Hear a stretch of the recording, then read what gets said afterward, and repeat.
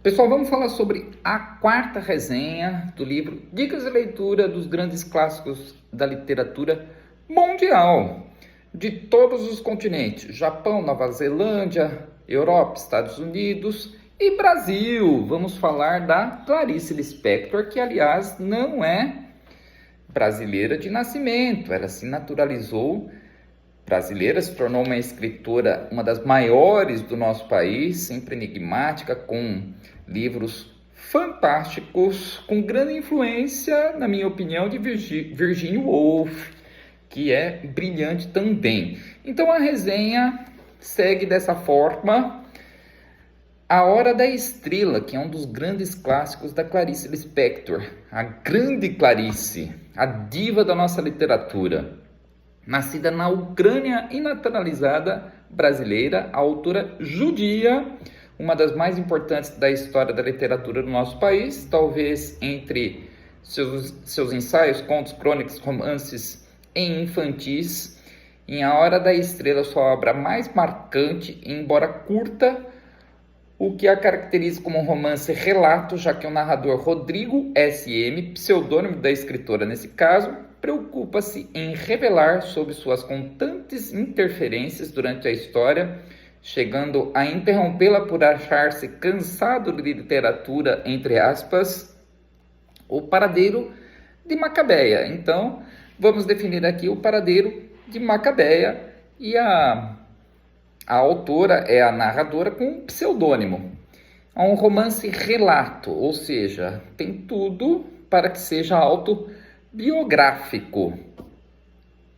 Trata-se de uma pobre nordestina, Macabeia, na verdade, paupérrima em todos os sentidos, de 19 anos, que após a morte de sua tia, destina-se ao Rio de Janeiro como datilógrafa e conhece o metalúrgico Olímpico de Jesus, com quem passa a namorar e insiste em jogá-la mais ainda para baixo.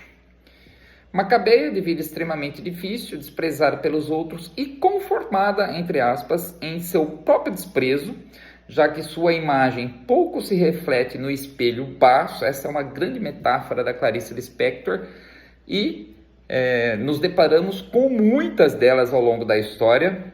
Ou seja, ela tinha um problema de autoimagem tão profundo que até a sua imagem no espelho não era refletida. Ou seja, como sua existência não assumisse consciência, entre aspas, e detalhes quaisquer. Mantém contato em seu isolamento com um rádio-relógio, um eco do mundo. É uma maneira que ela encontrava... Era uma maneira em que ela encontrava liberdade, contato com o mundo, em que se sente atraída pelos anúncios, a hora certa e ainda cultura cujo significado desconhece. Macabeia passa a viver com as quatro Marias e é tratada por Olímpico como sua amiga, é traída por Olímpico com sua amiga Glória, ou seja, ela é traída, o seu marido sai com outra pessoa chamada Glória, que era amiga de Macabeia. Apesar da aceitação do fato, entre aspas, tendendo a prosseguir por um lugar na vida que parece não dar-lhe passagem, ou como se ela fosse uma constante dor de dente. Tudo isso, todos esses termos aparecem na história. Dor de dente para a existência, apesar de seus desejos engaiolados. Esse termo aparece numa música de um grande cantor, eu coloco aqui na descrição depois, que agora já vi shows dele várias vezes, Desejos Engaiolados. Então, sua atração pelo cinema, mais precisamente pela diva Greta Garbo, identificando-se outrora também com o título de um livro de seu chefe chamado Humilhados e Ofendidos, do autor russo Dostoiévski, que eu gosto muito. Todos esses elementos chamam a atenção dela, que é a sua janela, é por onde ela olha o mundo. Eis que, humilhada por Glória, sua amiga ou ex-amiga, ao confessar seu amor por Olímpico, a amiga, entre aspas, impele-a talvez por remorso a procurar por Madame Carlota, uma cartomante que jamais mente, entre aspas, e pode mudar a vida das pessoas pela revelação das cartas. Logo depois do encontro com Carlota, Macabeia sente-se outra, entre aspas, graças aos bons presságios encontrados durante a leitura das cartas.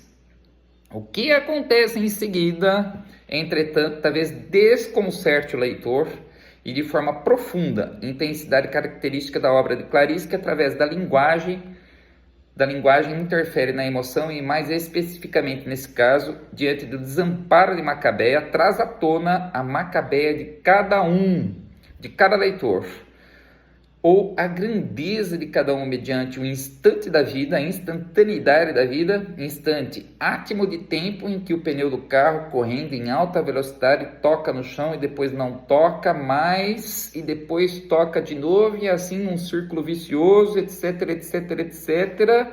E é esse trecho que vai marcar bastante o leitor ao final do livro, com um clímax sensacional. O livro virou filme em 1985 com direção de Susana Amaral e um elenco de peso, muito premiado e elogiado pela crítica. Render-se ao assíduo leitor aos encantos mais profundos de Clarice Lispector, que perante os arquivos de uma de suas entrevistas à TV, que eu assisti, os quais tive acesso mais recentemente, em meio às pitadas de seu cigarro, parece-me enigmática, extremamente inteligente, expressando-se incontestavelmente muito melhor por meio de suas obras de arte, diva Clarice Lispector. A Hora da Estrela, lançada pela editora Rocco nessa edição em 1977. Copyright 1998. Fantástico. Quarta resenha do nosso mini-book, Dicas de Literatura. Não podia faltar Clarice Lispector. Pessoal, um grande abraço e até a próxima resenha. Curta, comente e me diga o que você achou desse livro. Com certeza você teve contato com esse livro em algum momento do seu ensino médio ou fundamental. Pessoal, um grande